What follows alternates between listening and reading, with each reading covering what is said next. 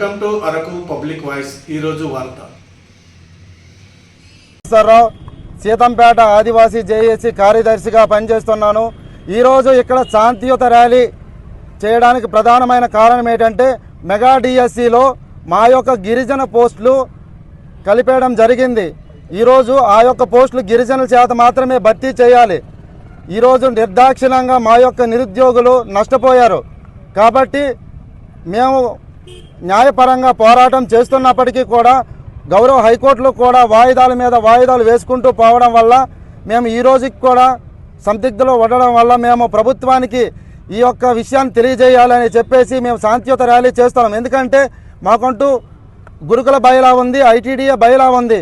కనీసం ఏ ఒక్క అధికారులు కూడా దానికోసం ప్రస్తావన లేకుండా మమ్మల్ని పూర్తి స్థాయిలో ఇంకా నిరుద్యోగులుగానే ఉండాలని చెప్పేసి ఈ యొక్క పోస్టులు కలిపేయడం వల్ల మేము చాలా బాధపడుతూ దిగ్భ్రాంతిలోకి లోనైనాం. కాబట్టి మేము శాంతియుత ర్యాలీ ఎట్టి పరిస్థితుల్లో ప్రభుత్వానికి తెలియజేయాలని మేము ఈ శాంతియుత ర్యాలీ పూనుకున్నాం. కాబట్టి ఒకటి ఇప్పటికైనా సరే ప్రభుత్వం మేలుకోవాలి. మాకు జీవో నెంబర్ 3 పోయింది. జీవో నెంబర్ 3 కంటే గొప్ప చట్టం ఉన్నది. బయలా గురుకుల బయలా ఉంది. 1997లోనే అమెండ్మెంట్ యాక్ట్ చేసి ఉన్నారు.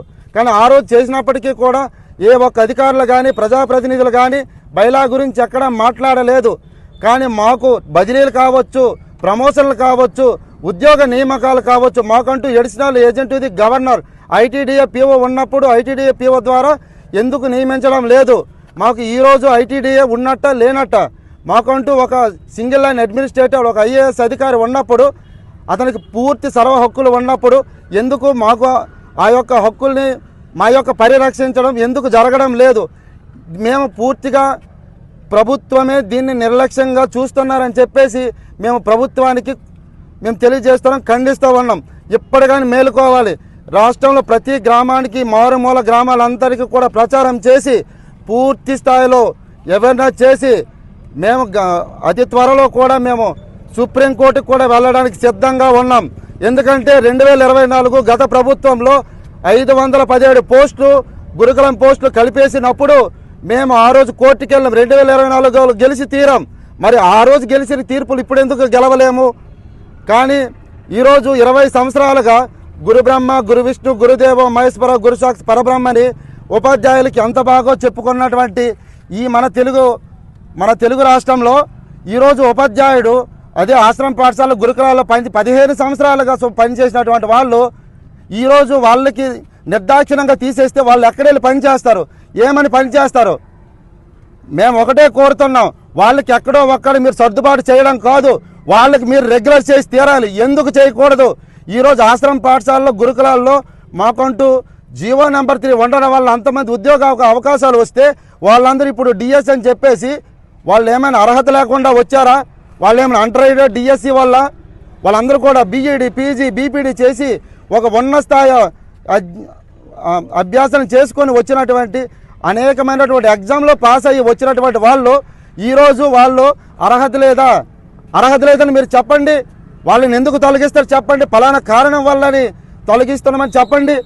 కానీ అన్ని అర్హతలు ఉన్నా సరే వాళ్ళని ఏ విధంగా తొలగిస్తారు? కాబట్టి వాళ్ళకి ఎట్టి పరిస్థితులు రెగ్యులర్ చేయాల్సిందే. మా యొక్క ఆదివాసీలు రక్షించాల్సిందే. అలానే మా యొక్క ఏదైతే ఐటీడీలో పోస్టులు ప్రతి ఒక్క పోస్టు కూడా మా గిరిజనుల చేత భర్తీ చేయాలి. ఈరోజు ఆ యొక్క ఐటీడీలో మొత్తం కూడా గిరిజనేతల సమక్షంలోనే ఉన్నది. ఈరోజు ఐటీడీలో మేము వాడు బెచ్చమెత్తుకునే పరిస్థితి ఉన్నది. మాకు కావాల్సింది మీరిచ్చే బెత్తం కాదు. ఈరోజు ఒక అడుక్కున్నవాడు వస్తే బిచ్చం దేహి అనేసి వాళ్ళు పిడికల రైస్ వేస్తే ఎంత ఆనందంగా వెళ్తాడో. కానీ మాకు కావాల్సింది బెచ్చం కాదు. మాకు కావాల్సింది మా ఐటీడీ, మా రాజ్యాంగం అమలు కావాలి. పీసా చట్టం ఎన్నుకున్నారు, కానీ పీసా చట్టం అమలు అవుతుందా? అధికారులకు తెలియదా? ప్రజాప్రతినిధికి తెలియదా? కానీ ఏదైతే మా రాజ్యం, మా గ్రామం, మా రాజ్యం ఉన్నదో పీసా చట్టం ఖచ్చితంగా అమలు తీరాలి. మాకు ఏదైతే ఇక్కడ ఉన్నటువంటి స్థానికంగా పవర్ ప్లాంట్ ఏదైతే ఉందో ఈరోజు పవర్ ప్లాంట్ సీతంపేట కానుకొని ఉన్నది. పూర్తి స్థాయిలో మేము నష్టపోతాం. మాకు అన్యాయం జరుగుతుంది. ఎందుకంటే మాకు ఉద్యోగాలు లేకపోయినా ఈ పోడి వ్యవసాయం చేసి బతుక్కుంటున్నాం. ఆ పోడి వ్యవసాయం కూడా అక్కడ వాటర్ పొల్యూషన్ అయిపోద్ది, గాలి పొల్యూషన్ అయిపోద్ది, ప్రతిదీ పొల్యూషన్ అయినప్పుడు మా జీవన ఉనికి నష్టపోయే ప్రమాదంలో మేము పడతాం.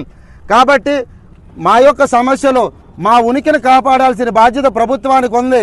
కాబట్టి మీరు ఎట్టి పరిస్థితుల్లో మేము ఏదైతే మాకు కల్పించాల్సిన ఉద్యోగ అవకాశాలు మీరు కల్పించాలి అని మేము దీని పరంగా ఈ శాంతియుత నిరసన ర్యాలీ పరంగా మేము డిమాండ్ చేస్తున్నాం. జై ఆదివాసీ, జై నా ఆదివాసీ, పేరు బిట్టి ఉమామహేశ్వరరావు. జై ఆదివాసీ.